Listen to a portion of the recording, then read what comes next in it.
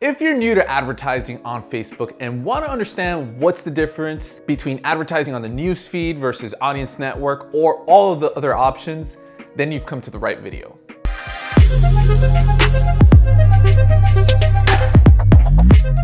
Hey, what's up you guys? Welcome to Market & Hustle, where we simplify marketing so that you can grow your digital influence and your business.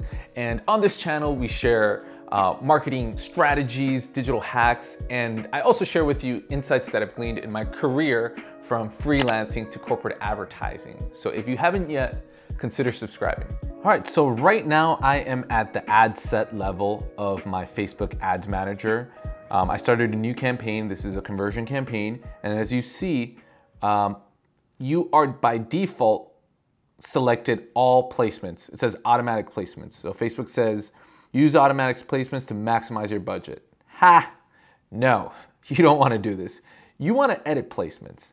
So as you know, Facebook owns Instagram. So whatever is being shown on Instagram, you can show your same ads on Instagram and Facebook for the most part.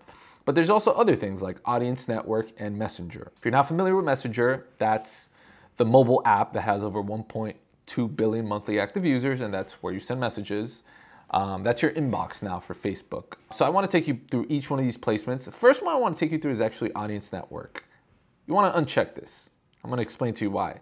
Audience Network is basically Facebook showing ads outside of Facebook and Instagram and Messenger. It's third-party platforms. Think about if you've ever used an app to crop a picture. You know, you've downloaded an app for free and you're going to go use it to crop a picture. Once you open up the app, you see an ad and you try to X out of it in the top right corner. It's a very intrusive experience. And usually people that are using these third-party apps tend to not be looking to convert on something. So I have seen terrible performance in the past when it comes to conversion campaigns.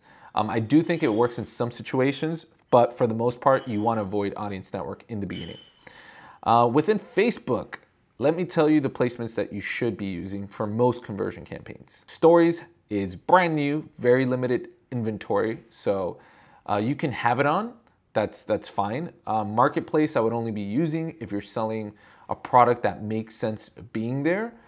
Take a look at other products that are being sold in your local marketplace and then put that into context. Suggested videos, it's something that I would avoid.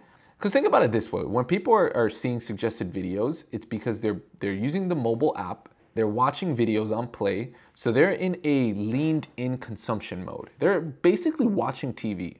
And what happens when you see ads when you're watching TV? You get annoyed. They interrupt what you're doing. So for now, just because this is relatively new, I would avoid suggested videos. Also, right column is exactly what it sounds like. It's usually what you see right here in the right column on the screen, and most people already have banner blindness to that. This is something that you potentially want to avoid as well. It might work well for retargeting campaigns, but definitely not for prospecting. In-stream video. In-stream video is something that you're gonna see either towards the beginning or middle of a video that you might see on your feed. And again, this is something that's interrupting your content. So it's something that I would potentially recommend depending on the scenario for you to avoid. Instant articles. This is something I have not seen success with overall. So it's something I would avoid. Of course, you can test into it. I would put your money into Facebook feed. 80% of impressions tend to be delivered in feed. So I would prioritize feed, marketplace depending on your product, and stories just because I'm seeing a lot. It's such a new placement that there's not a lot of competition there. Obviously Instagram, you want to maximize this. Instagram has been one of the fastest growing things within Facebook's portfolio overall within its ad revenue, and it's because it works very well. I would definitely maximize feed and stories. Just make sure that you have content that's optimized for both locations.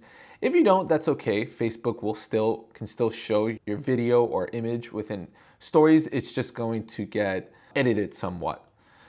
And then last thing is, I would probably keep away from Messenger in the beginning and try to maximize the performance of Facebook and Instagram. And then if you have just like a ton of money to blow, then I would continue testing into Messenger. So that was an overview of these different placements. If you are just starting up, I would highly recommend that you avoid Audience Network. I would suggest that within Facebook, you prioritize the feed and test into marketplace and stories.